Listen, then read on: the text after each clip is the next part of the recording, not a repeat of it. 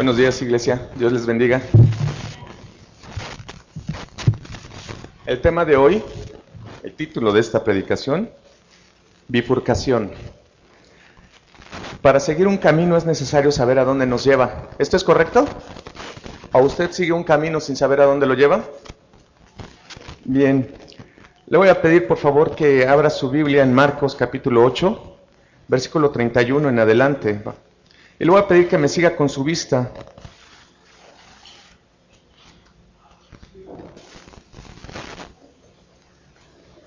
Y yo le voy a pedir a Dios, al Espíritu Santo, que en lo que leemos, en lo que leo este pasaje, le vaya revelando a usted lo que le quiere hablar. ¿De acuerdo?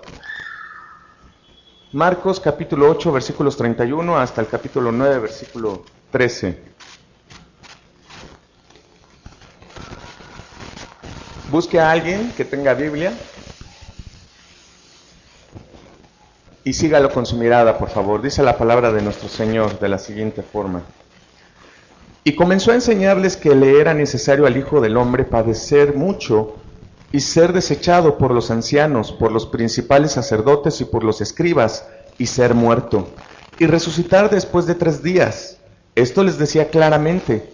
Entonces Pedro le tomó aparte y comenzó a reconvenirle. Pero él, volviéndose y mirando a los discípulos, reprendió a Pedro, diciendo: «Quítate de delante de mí, Satanás, porque no pones la mira en las cosas de Dios, sino en las de los hombres». Y llamando a la gente y a sus discípulos, les dijo: «Si alguno quiere venir en pos de mí, niéguese a sí mismo, y tome su cruz y sígame, porque todo el que quiera salvar su vida, la perderá, y todo el que pierda su vida por causa de mí y del Evangelio, la salvará. Porque, ¿qué aprovechará al hombre si ganare todo el mundo y perdiere su alma? ¿O qué recompensa dará el hombre por su alma? Porque el que se avergonzare de mí y de mis palabras en esta generación adúltera y pecadora, el Hijo del Hombre se avergonzará también de él, cuando venga en gloria en su Padre, con los santos ángeles». También les dijo: «De cierto os digo que hay algunos de los que están aquí que no gustarán la muerte hasta que hayan visto el reino de Dios venido con poder».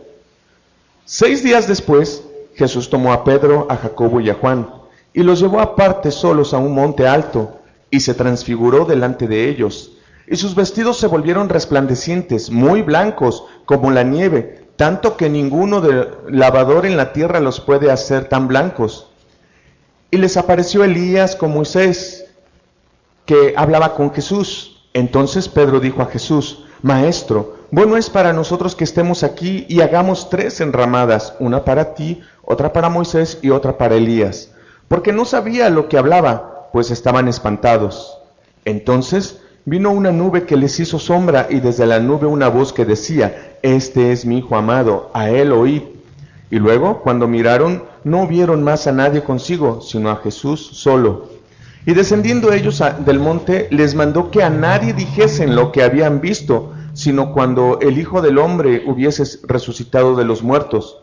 Y guardaron la palabra entre sí, discutiendo: ¿qué será aquello que resucitará de los muertos? Y le preguntaron, diciendo: ¿por qué dicen los escribas que es necesario que Elías venga primero? Respondiendo él, les dijo: Elías a la verdad vendrá primero, y restaurará todas las cosas. Y como está escrito del Hijo del Hombre, que padezca mucho y sea tenido en nada. Pero os digo que Elías ya vino, y le hicieron todo lo que quisieron, como está escrito de él. Oremos. Dios, te damos muchas gracias en esta mañana. Háblanos a nuestro corazón, a nuestra mente, y permite, Señor, que atesoremos tu palabra y la pongamos en práctica. En el nombre de Jesús. Amén. Ocupe su lugar, por favor. Ya me pusieron nervioso. Bueno, ocúpese en la palabra. Después de esta lectura, es importante que retomemos lo que hemos visto, ¿verdad? Justamente la semana pasada veíamos cómo Pedro recibió una revelación de quién era Jesús. Después de que Jesús les exhortó para que ellos estuvieran conscientes de quién era Él. Y los discípulos tenían que estar atentos, identificando quién era Jesús.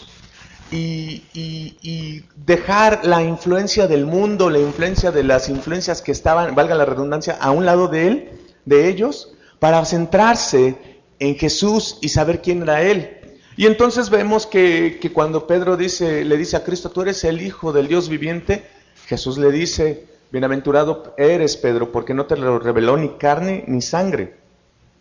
Y entonces con este relato podemos ver que para que nosotros tengamos una revelación o una iluminación clara de quién es Jesús, necesitamos estar con Él, tener intimidad con Él. Recordarán ustedes la ilustración de la semana pasada, donde Mónica nos apoyó y veíamos esto, ¿verdad? ¿Qué tanto conocemos de ella? Y la conclusión era de que si queremos saber más de alguien, tenemos que relacionarnos, convivir. Y entonces Dios hará su parte de manifestarnos más acerca de Él. Y entonces ellos vienen con esta imagen, ¿verdad? De saber quién es Jesús, el Hijo del Dios vivo. Vienen con esa experiencia que tuvieron de la alimentación de los 4,000 y luego de los 5,000, y además de todos los milagros que Él había hecho. Y créanme que ellos, como sus discípulos, seguían a Jesús, pero como todos nosotros, luchamos muchas veces en separar lo terrenal de lo espiritual. Pues así los discípulos estaban luchando porque ellos sabían que iba a venir un gran libertador, iba a venir un gran líder a liberar a su nación de la esclavitud. Y entonces imagínense, ellos están caminando con Jesús con todo esto en mente, y ellos ven a Jesús y dicen, wow, este hombre tiene palabra de sabiduría como ninguno otro, este enseña con tal autoridad y poder. Pero déjate de eso, déjate de la autoridad y del poder con el que él enseña. ¿Ya viste sus milagros? ¿Ya viste que resucitó a Lázaro? ¿Ya viste que sanó enfermos, que dio vista a los ciegos, que hizo andar a los cojos, que hizo hablar al sordomudo, que liberó a endemoniados? ¿Ya lo viste? Imagínate tú caminar con Jesús y toda la impresión que tú puedes tener y decir, wow, este hombre es poderoso, ¿verdad? Y entonces, pues los ánimos están ahí, ¿no? Al 100%, las emociones diciendo, nuestro Señor, nuestro Maestro, todo lo que está haciendo. Pero yo quiero decirte que el liderazgo que Jesús mostró fue transparente y veraz, no ocultó nada, sino que Él se manifestó tal y cual. Pero Él también entendía lo que había en el corazón de sus discípulos. Él entiende lo que hay en nuestros corazones. Muchos de nosotros estamos siguiendo aquí a Jesús, y puede ser que lo estemos siguiendo tal vez porque tengamos alguna idea errónea respecto de Él. Porque se ha divulgado y se ha predicado mucho acerca de la prosperidad y de que acércate a Jesús y te va a ir bien y todo lo que hagas va a funcionar de maravilla. Cuando yo llegué a la iglesia de joven, recuerdo que un amigo me dijo, él escuchó esta enseñanza, yo no la conocía para nada, pero él dijo, todo lo que pise la planta de tu pie será tuyo. Y ahí andaba pisando, salía y veía una bonita camioneta y la pisaba, le ponía los pies a la llanta, ¿no? Yo honestamente, pues, yo decía, pues dijo que lo dice la Biblia, y como muchos de nosotros, pues lo creo, ¿no? Pero dentro de mí decía, ay, ¿a poco sí por andar pisando, no? Y luego me decía, ya pisé esto, ya pisé lo otro, para que no lo vayas a pisar. Imagínate, ¿no? Cómo estábamos con nuestras ideas todas equivocadas. Pero bueno, con el paso del tiempo, la palabra de Dios iluminó nuestro entendimiento, y entonces tuvimos que comprender lo que la Escritura nos dice. Entonces estos discípulos tenían ciertas ideas, ¿verdad?, de lo que ellos estaban viendo y experimentando, pero Jesús fue transparente al mostrarse tal y cual. Después de que los discípulos tuvieron una revelación clara de quién era Jesús, te decía lo que Pedro dijo, Jesús les habló claramente respecto al costo de seguirlo. Primero, tenemos a Jesús en el top 10, hasta arriba de las listas de popularidad entre los discípulos. El gran maestro, el que tiene palabras de poder y enseña con tal autoridad, el que sana, el que libera, el que reprende. Y de repente les habla Jesús de lo que cuesta seguirlo. Y es aquí donde vemos entonces lo que Jesús señala respecto de seguirlo. Y quiero que me acompañe el versículo 31 al 33. de nuestro capítulo 8.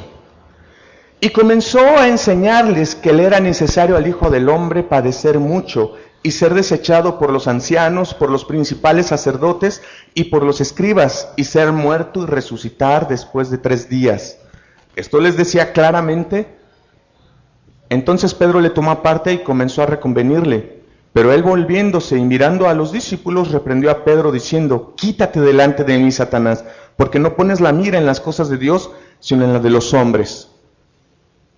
Para los discípulos era casi imposible creer lo que estaban escuchando de voz de su maestro, que él iba a ser desechado y muerto, y desechado por las principales autoridades de la fe judía, es decir, el Sanedrín, desechado por las mayores influencias que ellos pudieran tener. Muchas veces nosotros caminamos pensando, diciendo, bueno, es que conozco a los meros efectivos y tengo influencias, pero en este caso a Jesús lo rechazaron los sacerdotes, los escribas, los que estaban implicados en el Sanedrín. Y esto fue un choque para ellos completamente, porque ellos pensaban, bueno, ya está con nosotros el maestro y lo que nos espera es la liberación del pueblo de Israel, y de repente les dice, no, yo voy a ser rechazado y voy a ser muerto. Y entonces imagínate el choque que esto puede producir, porque nosotros podemos andar con un cristianismo en el cual se nos ha hablado que la vida es rosa y que no va a haber aflicciones y que pares de sufrir y que la prosperidad y todo eso, y de repente te dicen, no, no es cierto.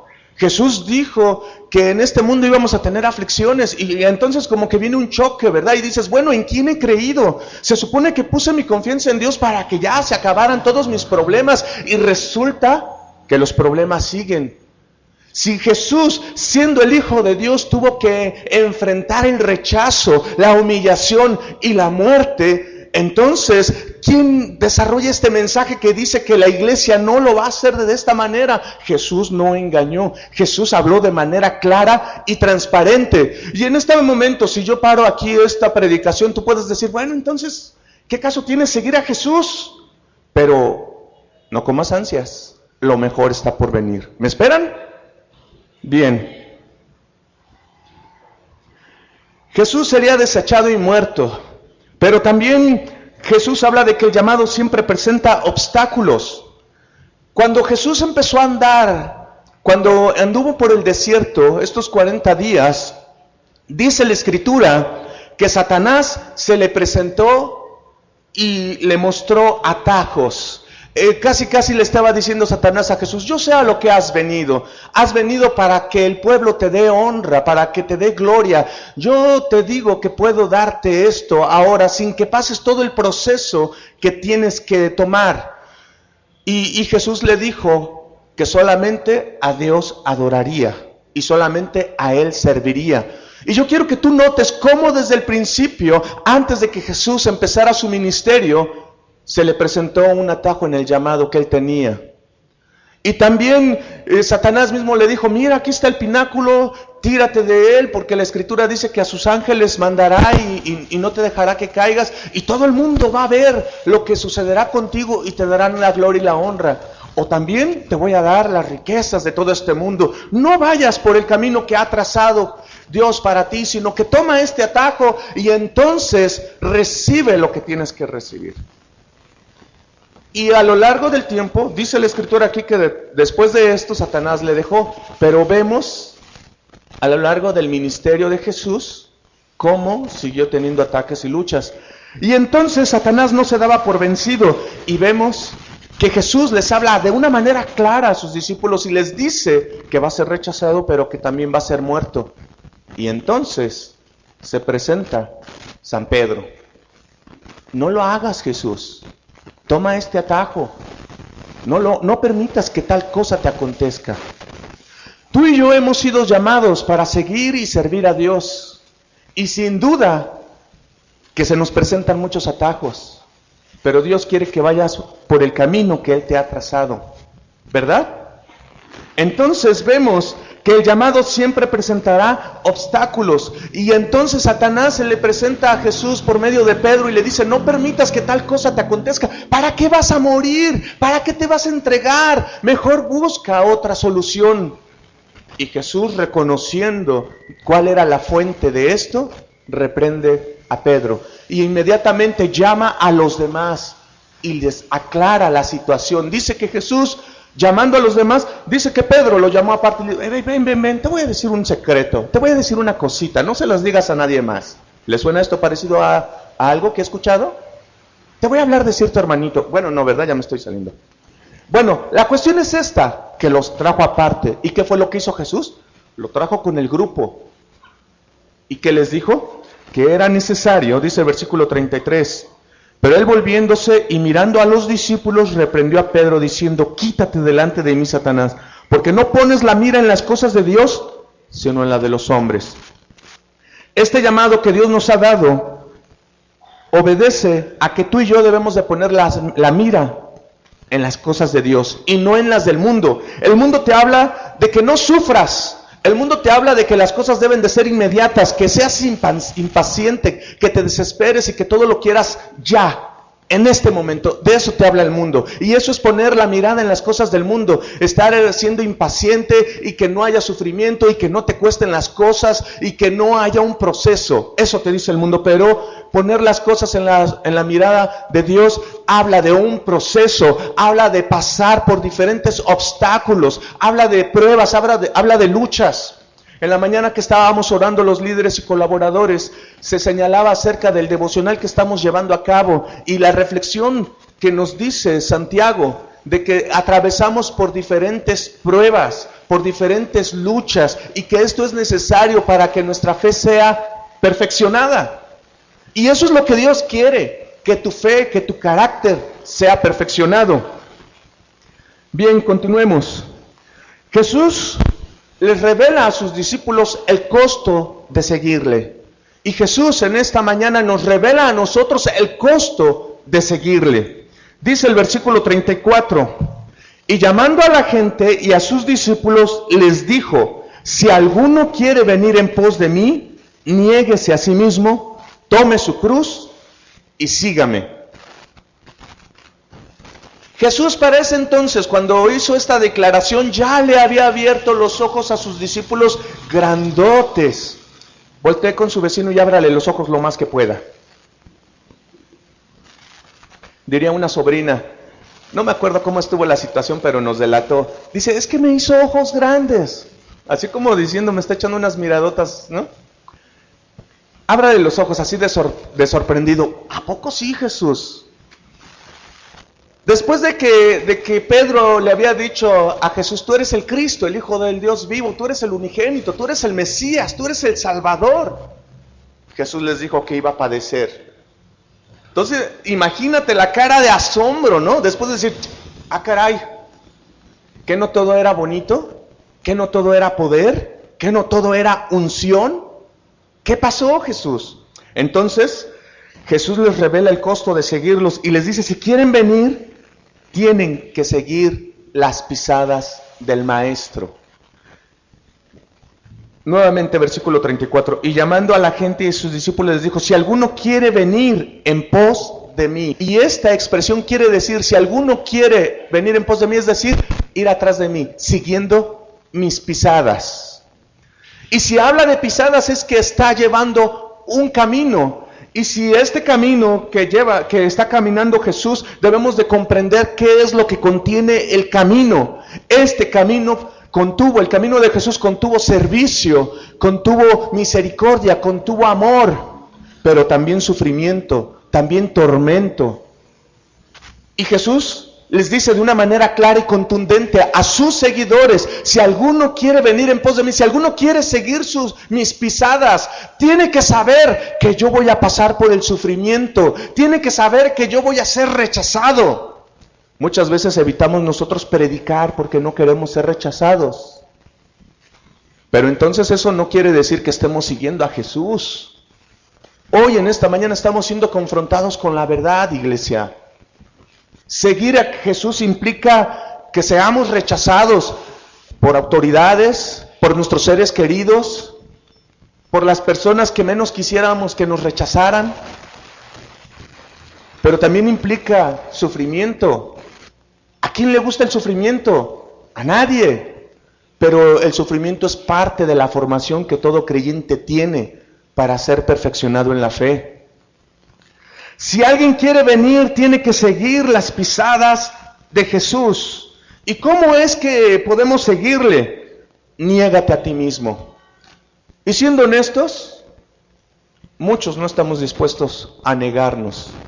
Porque negarnos significa renunciar a los placeres, llamémoslo así, que por derecho nos pertenecen. El descanso, el buen sueño, la recreación. ¿Qué voy a hacer a un lado de eso para irle a predicar a otros? ¿Me explico? Pero seguir a Jesús implica esto: renunciar a placeres que por derecho tienes con tal de seguir a Jesús. Y hasta ahorita tú puedes decir, bueno, es que estoy perdiendo más de lo que estoy ganando. Vuelvo a insistir, no se desesperen, espérenme tantito, porque lo mejor está por venir. ¿Cómo se niega a uno mismo? Toma tu cruz y síguele. Y cuando leí esta expresión vino a mi mente la imagen, cuando Jesús fue flagelado, fue atormentado, escupido, y que le pusieron la corona de espinas y le dijeron, ahora toma ese madero y llévalo al lugar donde vas a ser condenado y muerto. Esta imagen es la que deberíamos de tener tú y yo cuando se nos dice, toma tu cruz y síguele. Una cruz era un instrumento de tortura, donde se colgaba a los criminales, a los peores criminales, y era un instrumento de gran sufrimiento y dolor, donde se tenía que quedar ahí el hombre y ser muerto por completo. Por eso Jesús usa esta expresión y dice, ¿verdaderamente me quieres seguir, iglesia, camino de salvación? Pues tienes que tomar un instrumento que te va a llevar a la muerte, pero a la muerte no espiritual, sino a la muerte del viejo hombre. Si no haces que el viejo hombre muera, no puedes seguir a Jesús. Es decir, tienes que someter a ese hombre egoísta que solamente piensa en él y nada más en él. Y para llevarlo a la muerte tienes que llevarlo con un instrumento de tortura, que se niega, que está dispuesto a. Pudiéramos decir en este momento, bueno, es que Jesús ya estaba ahí, tuvo que llevar su cruz, pero no es cierto. Él estuvo dispuesto a entregarse, y no por su culpa, sino por ti y por mí. Él estuvo dispuesto a llevar ese instrumento de tortura. Aprovechando el paréntesis, la ilustración, aquí afuera tenemos una cruz en el patio. Queremos ponerla, como se podrán dar cuenta, ya estamos haciendo algunos arreglos para cambiar la fachada de la iglesia y queremos poner una cruz. Pero yo quiero que usted tenga presente lo que representa la cruz. La cruz representa el instrumento que el Padre usó para que su Hijo nos salvara. Eso quiero que tenga en mente cuando la vea. El instrumento de tortura que Jesús tuvo que tomar sobre sus espaldas y ser colgado en él, por amor a ti y a mí, para salvarnos de nuestros pecados. ¿Cómo se niega uno a sí mismo? Toma tu cruz y haz morir a ese viejo hombre, a esa vieja naturaleza. Los resultados de renunciar a Jesús, porque muchos cuando escuchan el mensaje y dicen, ¿se trata de sufrir? ¿Se trata de negarme a mí mismo? ¿Se trata de renunciar a lo que por derecho me corresponde? Entonces no lo sigo. Bueno, pues yo quiero decirte cuáles son los resultados de renunciar a Jesús. Vaya conmigo al versículo 35, primera parte. Y dice, porque todo el que quiera salvar su vida, la perderá. Los resultados de renunciar a Jesús, dile a tu vecino, es perder tu vida. Dile, voltea y dile, es perder tu vida. Y a lo mejor cuando hablamos de perder tu vida, tú puedes trasladarte e ir al momento de cuando mueres y decir, ¿a dónde me voy? ¿A la eternidad con Cristo o al infierno sin Cristo? Pero no, vayamos un poquito antes. Muchos en la actualidad están tratando de encontrarle sentido a su vida, porque no le hayan sentido. Muchos ya son unos viejotes, otros son jóvenes, sobre todo los jóvenes son los que luchan con esto, ¿no? ¿Qué voy a hacer con mi vida? Pero yo quiero decirte que muchos ha pasado ya los 40, 50, 60, en fin, y no le hayan sentido a su vida. Y yo te pregunto, ¿no es esto perder su vida? ¿No saber qué propósito tiene su vida? Jesús habló respecto a encontrarnos cuando servimos a los demás. Estaba leyendo de un hombre, de un doctor, honoris causa, egresado de Harvard, que le habían dicho que tenían un puesto muy importante para él, con todos sus doctorados que tenía, la capacitación y la preparación que tenía. Pero él tuvo un encuentro personal con Cristo y decidió irse a África a servir a la gente de allá. Y entonces muchos se sorprendieron porque le dijeron, oye, tú tienes un gran potencial para hacer muchas cosas, para hacer grandes cosas acá en Estados Unidos donde te necesitamos, eres la persona capacitada, ideal. Y él dijo, es que lo que hago es porque he encontrado mi vida. ¿Y cómo fue que este hombre fue que encontró su vida? Sirviendo a los necesitados. Y él expresaba que cada vez que ponía su vida al servicio de los demás, cada día se encontraba a sí mismo. Muchos están sumergidos en trabajos o en ciertas actividades y lo único que sucede es que están perdiendo su vida o nunca la han encontrado. Encontrar nuestra vida habla de que hacemos a un lado el egocentrismo y nos enfocamos en los demás, en servir a los demás. Y Jesús está hablando claramente. Muchos dicen, no, ¿yo qué voy a estar haciendo algo por los demás? Yo quiero enfocarme en mí. Y Jesús dice de ellos que son personas que perderán su vida. Pero ¿qué más resultados hay de renunciar a Jesús? Dice el versículo 36 y 37. Porque, ¿qué aprovechará el hombre si ganare todo el mundo y perdiere su alma? Y esto lo habla por aquellos que están enfocados en querer tener solamente bienes terrenales y prosperidad económica aquí en este lugar, y que solamente se enfocan en tener bienestar ellos mismos. Porque, ¿qué aprovechará el hombre si ganare todo el mundo y perdiere su alma? ¿O qué recompensa dará el hombre por su alma? Aquí Jesús nos está diciendo que el alma tiene un valor invaluable. No hay nada que pueda comprar el alma, solamente el sacrificio de Cristo. Nuestra alma, amada iglesia, tiene un valor incalculable. ¿Qué aprovechará al hombre si ganas todo, si tienes todo el dinero del mundo y todos los recursos, si finalmente pierdes tu alma? ¿De qué aprovechará? Jesús mismo habló de esto con aquel hombre que era rico y tenía muchos graneros y dijo, alma mía, regocíjate, ya tienes muchos bienes, vamos a hacer más graneros para seguir acumulando todo lo que tenemos. Y vino un mensajero y le dijo, necio, ¿no sabes que hoy vienen a pedir tu alma? Y todo lo que has amotinado, ¿para quién será? Entonces, los resultados de renunciar a Jesús implica que si tú te enfocas en esta vida terrenal a tener bienes, el día que mueras, lo perderás todo. El Hijo del Hombre también se avergonzará de los que se avergüencen de él. Versículo 38. Porque el que se avergonzare de mí y de mis palabras en esta generación adúltera y pecadora, el Hijo del Hombre se avergonzará también de él, cuando venga en la gloria de su Padre con los santos ángeles. Y aquí Jesús les está diciendo, el Hijo del Hombre va a regresar en gloria, en esplendor y acompañado de ejércitos, de legiones de ángeles. Y entonces se avergonzará de los que se avergonzaron de él. ¿Te acuerdas que te estaba mencionando que lo mejor está por venir? Pues quiero decirte que Jesús fue muerto, fue crucificado y fue muerto y sepultado, pero al tercer día resucitó.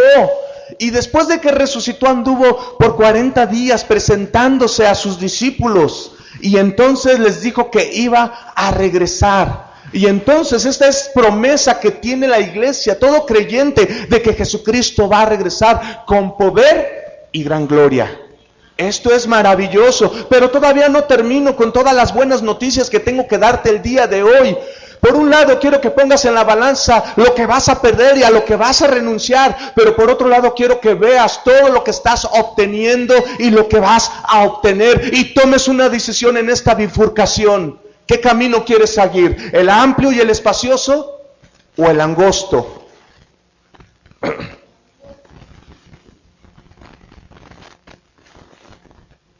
Veamos los resultados de seguir a Jesús. Versículo 35, segunda parte. Y todo el que pierda su vida por causa de mí y del Evangelio, la salvará. Y no estoy hablando de que vas a tener vida eterna y que cuando mueras y los libros y lleguen las bodas del Cordero vas a estar ahí, sino me estoy refiriendo también que el día que tú decidas seguir a Jesús de manera genuina, le encontrarás sentido a tu vida, le vas a encontrar razón de ser a tu vida y vas a disfrutar y te vas a deleitar en lo que hagas. ¿Lo puedes creer? Entonces esforcémonos, iglesia, por seguir a Jesús, porque entonces encontraremos nuestra vida, salvaremos nuestra vida. Jesús da una muestra de su reino cambiando de forma, y esto es lo que quiero que prestes mucha atención. Capítulo 9, versículo del 1 al 8. También les dijo: de cierto os digo que hay algunos de los que están aquí que no gustarán la muerte hasta que hayan visto el reino de Dios venido con poder. 6 días después Jesús tomó a Pedro, a Jacobo y a Juan y los llevó aparte solos a un monte alto y se transfiguró delante de ellos. Y sus vestidos se volvieron resplandecientes, muy blancos como la nieve, tanto que ningún lavador en la tierra los puede hacer tan blancos. Y les apareció Elías con Moisés, que hablaban con Jesús. Entonces Pedro dijo a Jesús: Maestro, bueno es para nosotros que estemos aquí y hagamos 3 enramadas, una para ti, otra para Moisés y otra para Elías, porque no sabía lo que hablaba, pues estaban espantados. Entonces vino una nube que les hizo sombra, y desde la nube una voz que decía: Este es mi hijo amado, a él oíd. Y luego cuando miraron no vieron más a nadie consigo, sino solo a Jesús. Y descendiendo a ellos del monte les mandó que a nadie dijesen lo que habían visto, sino cuando el Hijo del Hombre hubiese resucitado de los muertos.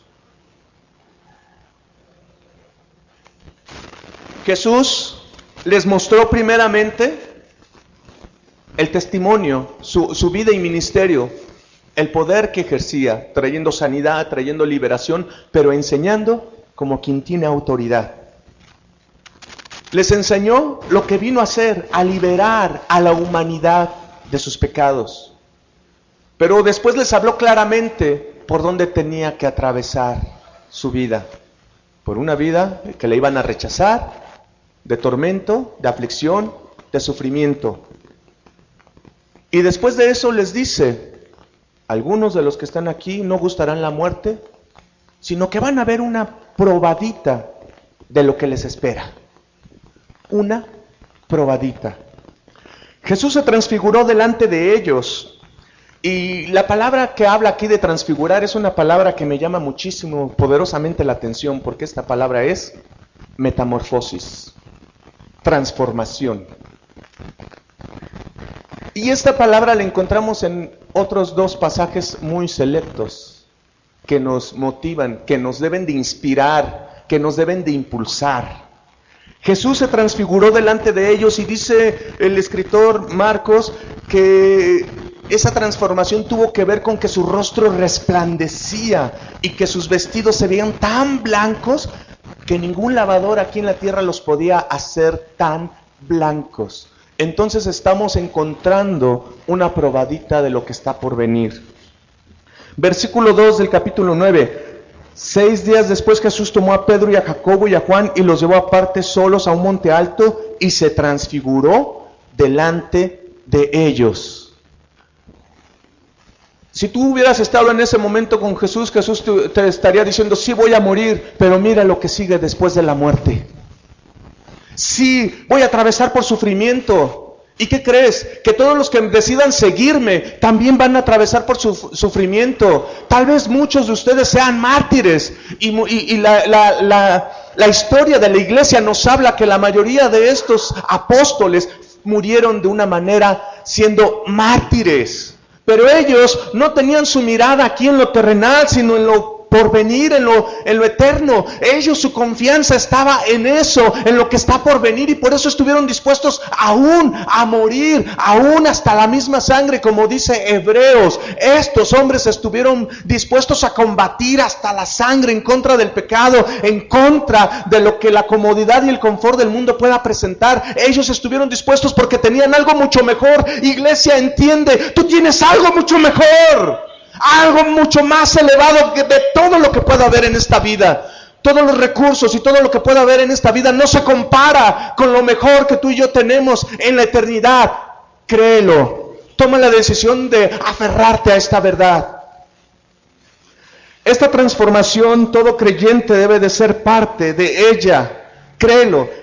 Todos, tú y yo debemos de ser parte de esta transformación, y no tenemos que esperar a estar muertos para que cuando seamos resucitados seamos transformados por completo. No, sino que en el aquí y ahora, debido a que Jesús murió por ti y por mí, y debido a que su Espíritu Santo está con nosotros, podemos gozar de esta transformación. Vaya conmigo a Romanos capítulo 12, versículo 2.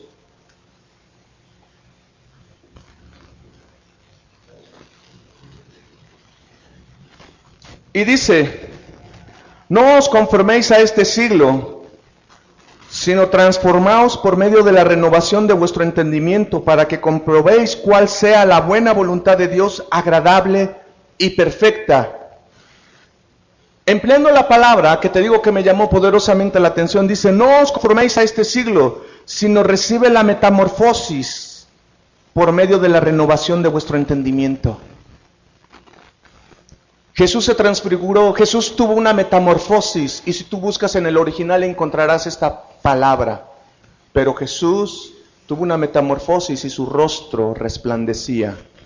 Y yo te pido, y aquí en Romanos 12:2, no te conformes a este siglo, sino recibe esa metamorfosis, esa transformación aquí y ahora. Entonces vemos que esta metamorfosis tiene que ver con el carácter y con la conducta aquí y ahora. ¿Quieres dar muestras evidentes de que eres hijo de Dios? Debe de haber una metamorfosis en tu carácter, en tu conducta aquí y ahora. ¿Quieres que los demás vean que eres un seguidor de Cristo? Debe de haber una transformación aquí y ahora, pero ¿mediante de qué? Su palabra.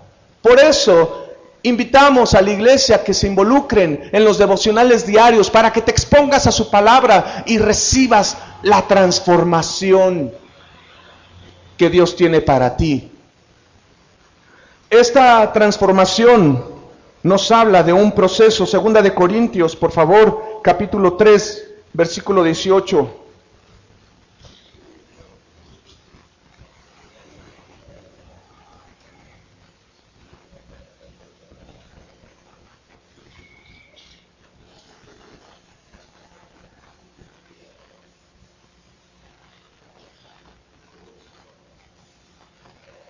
Por tanto, nosotros todos, mirando a cara descubierta como en un espejo la gloria del Señor, somos transformados de gloria en gloria, en la misma imagen como el Espíritu del Señor. ¿Por qué no das un gloria a Dios? Por tanto, nosotros todos, mirando a cara descubierta como en un espejo la gloria del Señor, somos metamorfosis de gloria en gloria, en la misma imagen ¿de quién? Del que los discípulos vieron que se transfiguró, como por el Espíritu del Señor. Entonces tú y yo hemos entrado, en el momento que aceptamos a Jesús como nuestro Salvador, en el momento que nos exponemos a su palabra, estamos sufriendo una metamorfosis de gloria en gloria. Es un proceso, es un proceso. Y por último, en estos pasajes, acompáñame a la primera epístola del apóstol Juan, capítulo 3, versículo 2. Amados, Ahora somos hijos de Dios y aún no se ha manifestado lo que hemos de ser. Pero sabemos que cuando Él se manifieste, seremos semejantes a Él, porque le veremos tal como Él es. Jesús se transfiguró y los discípulos se sorprendieron.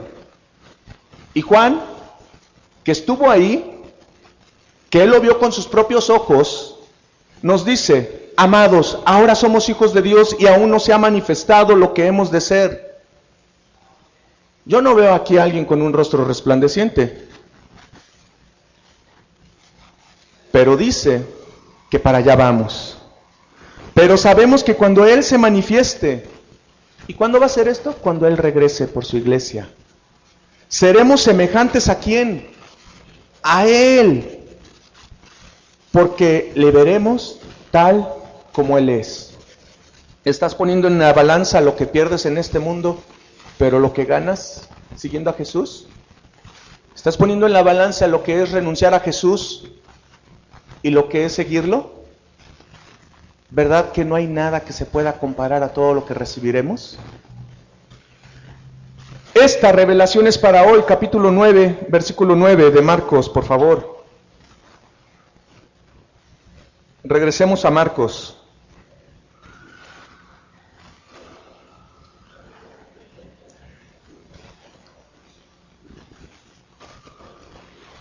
Y descendiendo ellos del monte, les mandó que a nadie dijesen lo que habían visto, sino cuando el Hijo del Hombre hubiese resucitado de los muertos. Y guardaron la palabra entre sí, discutiendo qué sería de aquello que resucitaría de los muertos. Y le preguntaron diciendo: ¿por qué dicen los escribas que es necesario que Elías venga primero? Respondiendo él, les dijo: Elías a la verdad vendrá primero y restaurará todas las cosas. Y como está escrito del Hijo del Hombre, que padezca mucho y sea tenido en nada. Pero os digo que Elías ya vino y le hicieron todo lo que quisieron, como está escrito de él. Esta revelación es para hoy. Y al estar leyendo en el momento de la transfiguración, ¿quién estaba con Jesús? Al lado de Jesús. Moisés y Elías. Moisés y Elías representaban la ley y los profetas, que hablaron de Jesús y que todo apuntaba a su muerte vicaria, a su muerte sustitutiva. En lugar de ti, Él. La ley y los profetas dan testimonio veraz de la vida eterna. El versículo 4 dice: y les resplandeció Elías con Moisés, que hablaban con Jesús. Ellos dieron testimonio de lo que está por venir, iglesia. Pero también ellos representaban a los que fueron sepultados, y los que han sido trasladados dan testimonio de la vida eterna. Porque Moisés murió y dice que Dios escondió su cuerpo, pero murió. Pero Elías fue arrebatado. Y ellos están dando testimonio, ya sea que el día que termine nuestra existencia en esta tierra, ya sea que mueras o ya sea que Él venga y te lleve, lo que sigue es estar con Él. Primera de Tesalonicenses,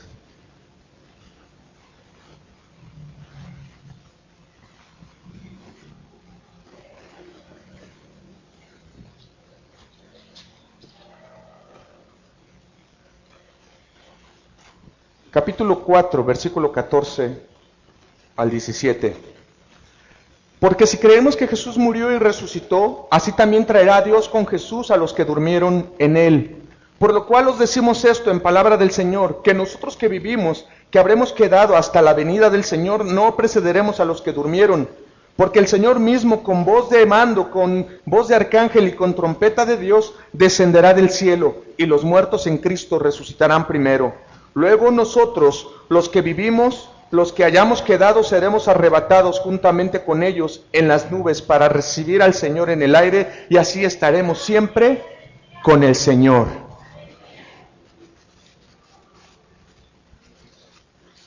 Esta es la vida eterna, iglesia. Esto es lo que nos espera si seguimos a Jesús, si estamos dispuestos a renunciar a una vida sin sentido. Elías ha venido y ya ha preparado el camino, versículos 11 y 13 del capítulo 9. Y le preguntaron diciendo, ¿por qué dicen los escribas que es necesario que Elías venga primero? Jesús les dijo que Elías ya había venido y que lo habían tratado mal. Juan el Bautista, en ese espíritu de Elías, vino a proclamar la venida del Señor, a preparar el camino. El camino ha estado preparado, iglesia, para que prediquemos. Hay dos cosas muy importantes que trascienden a la eternidad en esta vida. Las almas, por eso las almas tienen un valor incalculable, y la palabra de Dios. ¿En dónde estamos depositando nuestros esfuerzos? Dios es bueno y nos permite en nuestro libre albedrío desarrollar más cosas, buscar un buen empleo, tener una buena profesión, tener el sustento. Pero eso no debe de estar peleado con que tú y yo sepamos qué es lo eterno. Jesús nos viene diciendo, hagan pues tesoros en los cielos, donde ni el orín ni la polilla los pueden corromper. Si tú estás enfocado en hacer tesoros en esta vida, algún día eso dejará de existir. Pero si tú decides seguir a Jesús y hacer tesoros en lo eterno, nunca se perderá.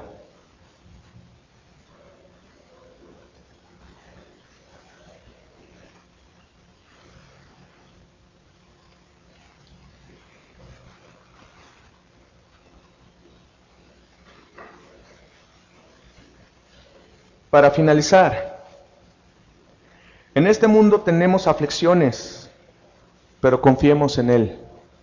Él ha vencido al mundo. Tal vez vienes huyendo de las aflicciones, iglesia. Tal vez ya no quieras saber nada más de ellas. Pero si hablas con Jesús, Él te va a decir, esfuérzate y sé valiente, no temas ni desmayes. Las aflicciones fortalecen tu fe. Jesús fue perfeccionado en obediencia, en sufrimiento. ¿Quieres ser perfeccionado, iglesia? No renuncies al sufrimiento, al contrario, tómate de la mano de Dios. Nuestra recompensa está en Jesús.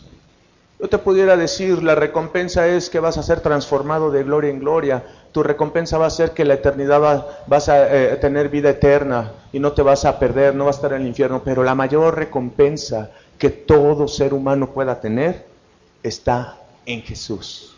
Es Jesús la fuente de vida. Es Jesús el gran yo soy. Por Él todas las cosas fueron hechas y sin Él nada de lo que es sería hecho.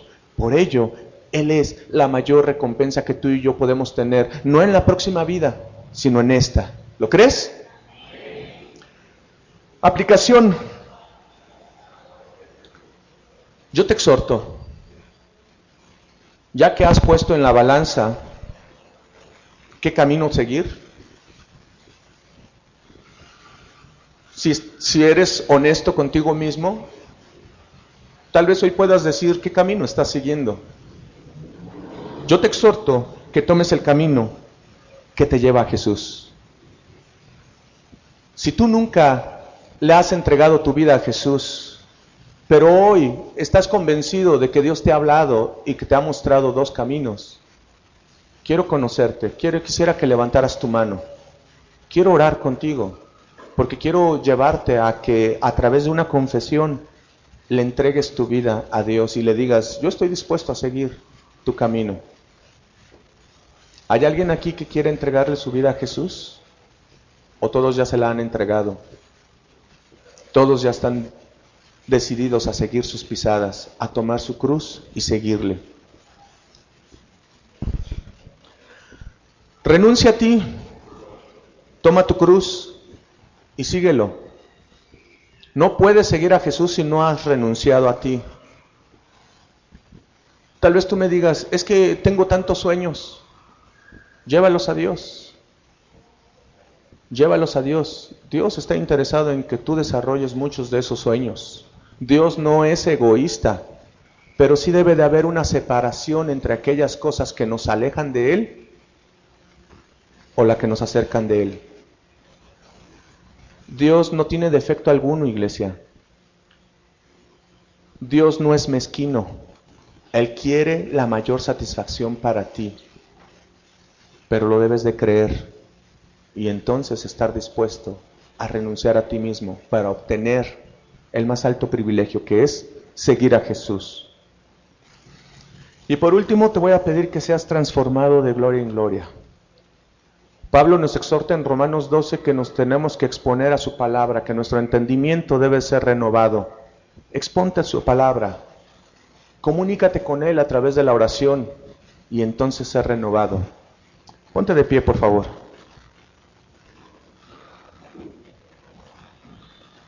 Cierra tus ojos.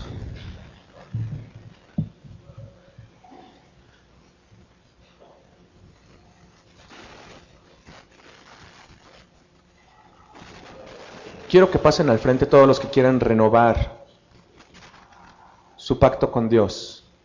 Si no has seguido a Dios de manera apropiada, pero hoy estás convencido que debes de tomar una decisión, pasa al frente. Este es un acto de obediencia y de fe que Dios ve. Que Dios ve y que Dios va a respaldar. Para hacer cambios en nuestras vidas es necesario tomar acciones. La primera acción que te pido es esta. Si has escuchado el llamado de Dios, pasa al frente. Cierra tus ojos. Y en lo que cierras tus ojos, los que quieran pasar, háganlo y hagan este pacto con Dios. Señor mi Dios, yo he desperdiciado mucho mi vida. Muchas de las cosas que he hecho no han tenido sentido. Perdóname. Las personas que están pasando en esta mañana, Señor, son personas que han escuchado tu mensaje y que no están conformes, no están satisfechos con la vida que han llevado, que saben que tenemos, bendito Dios, que decidirnos. Sé que esto es todo un proceso. ¿Cómo nos gustaría, Señor, salir de esta iglesia y ver que las cosas han cambiado? Pero la realidad es que nos vamos a encontrar con las mismas luchas de siempre. Pero si pasamos a este lugar es para pedirte tu provisión. Es para suplicarte, Señor, que nos ayudes, que nos inquietes. Espíritu Santo, que estés vez tras vez tras vez hablando a nuestro interior, a nuestra conciencia, instando, motivándonos a renunciar al viejo hombre. Derrama bendición, Señor, sobre nuestras vidas en esta hora. Abre las ventanas de los cielos y trae provisión. Quita, Señor, obstáculos, y que cuando nos enfrentemos a esa lucha férrea, cuando nos encontremos a ese hostigamiento de la carne, del mundo, del mismo Satanás, que estemos conscientes que ya no vivimos nosotros, sino Cristo en nosotros. Toma, Señor, a todas estas personas que han tomado la decisión de pasar, bendito Dios, como esos valientes que han tomado la iniciativa, Dios, de poner sus vidas en tus manos y de estar dispuestos un día a la vez, un día tras día, de renunciar y de vivir para ti. Porque esto no es cosa fácil. Esto es cosa de valientes. El reino de los cielos se hace fuerza, se hace violencia, y solamente los violentos, solamente los atrevidos, solamente los que tienen ese coraje de renunciar a una vida sin sentido, lo toman. Atrévete, sé valiente, sé fuerte. Lo mejor está por venir.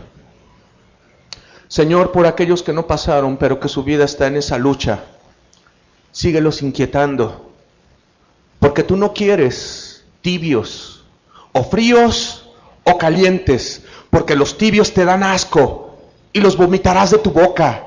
Perdónanos si hemos sido tibios, renunciamos a toda tibieza, a toda apatía, y nos entregamos a ti, Jesús. Tómanos y llénanos de ti, Jesús. Reconocemos, Señor, nuestra tibieza, pero hoy venimos a ti para pedirte que nos hagas calientes o fríos. Gracias, Dios. Levanta tus manos y recibe la bendición de Dios. Levanta tus manos. Él está descendiendo en este lugar. Te está mirando. Te está mirando y te está diciendo: hijo mío, estoy contigo. Y te recuerda aquellas palabras que dijo: yo os enviaré un consolador. Les conviene que yo me vaya, porque enviaré un consolador, el cual les enseñará todas las cosas. Ese consolador es el Espíritu Santo, y quiero que reconozcas que te está enseñando todas las cosas. No estás solo, no estás a la deriva, no estás desprotegido. Él está contigo. El consolador camina contigo día y noche, cuando estás despierto, cuando estás dormido, cuando estás divagando. Él está contigo y Él te está enseñando todas las cosas. Si crees todo esto, dale una ofrenda de palmas al Rey y dale un grito de júbilo. Dale un grito de júbilo al Rey. ¡Aleluya! ¡Aleluya, iglesia! Él les vive. ¡Cristo viene! ¡Aleluya! ¡Gloria a Dios! Puedes pasar a tu lugar.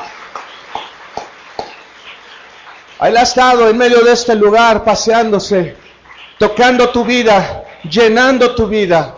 ¡Aleluya! Quiero que sigamos con esta actitud. Le voy a dar el lugar a Tirsa para que ella continúe con el servicio. Que Dios les bendiga, iglesia.